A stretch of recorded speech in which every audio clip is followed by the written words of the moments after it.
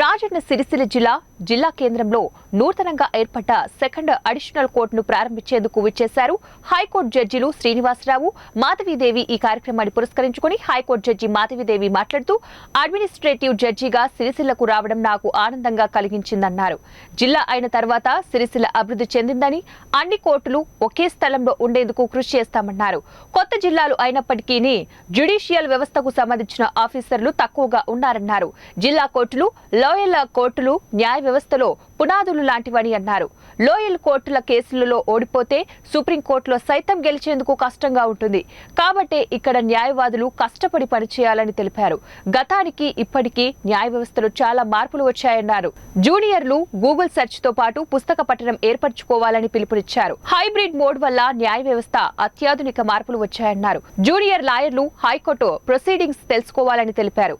త్వరలోనే ఈ ఫైలింగ్ కూడా అందుబాటులోకి రాబోతోందని తెలియజేశారు.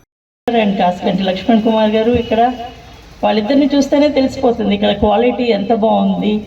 అండ్ అలా నర్చర్ చేసిన వాళ్ళందరికీ కూడా నా అభినందనలు.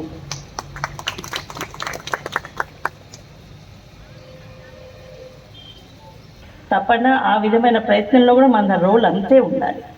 So advocates are duty bound to render assistance to the courts and for early dispensation of justice to the public.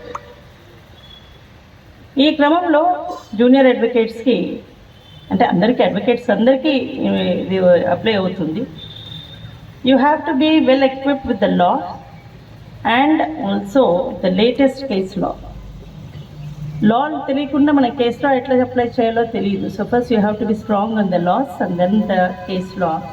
And for this purpose you will also have to read.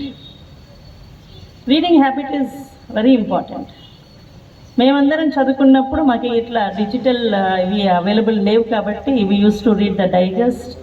ఆ digest ఉంటే అన్నీ తిరిగేసేవాళ్ళం. ఆ క్రమంలో ఒక్క judgement వెతకడానికి మేము దాదాపు 100 judgement చదవాల్సి వచ్చేది, జిస్ట్ ఆఫ్ 100 కేసెస్. సో ఎక్కడో ఏదో ఇక్కడ దీంట్లో హార్డ్వేర్లో స్టోర్ అయిపోయి ఉండేది. ఇంకేదో కేసు కోసం మనం వెతుకుతూ ఉంటే అది గుర్తుకొచ్చేది. అప్పుడు చదివాం కదా దాంట్లో ఉంది అని గుర్తుకొచ్చేది, దాన్ని మళ్ళీ రిట్రీవ్ చేసేవాళ్ళం. ఇప్పుడు ఏమవుతుంది, గూగుల్ సెర్చ్కి వెళ్ళిపోయి జస్ట్ సెర్చ్ వర్డ్స్ దాంట్లో కొట్టేస్తున్నారు, అది వచ్చేస్తుంది. ఇమీడియట్గా జడ్జిమెంట్ ప్రింట్అవుట్ తీస్తారు, ఇచ్చేస్తారు. ఆ తర్వాత మళ్ళీ ఇంకో కేసు అలాంటిది వచ్చినప్పుడు కూడా వాళ్ళకి ఆ కేసే గుర్తుండదు. సో రీడింగ్ హ్యాబిట్ అనేది చాలా ఇంపార్టెంట్. ముఖ్యంగా junior advocates please inculcate that habit. Reading habit చేసుకోండి, పుస్తకం చదవండి. I'm not saying it's wrong to search Google. Search, then take out the judgment and please read it. And దాంట్లో ఉన్న citations, references ఏమైతే ఉన్నాయో అవన్నీ కూడా చదవండి. బ్యాక్గ్రౌండ్ ఒక్కోసారి ఏం చేస్తారు, ఓన్లీ జిస్ట్ చదివేసి ఇది కవర్ అని ఇచ్చేస్తారు. They don't even see whether the facts of that case are relevant for your case.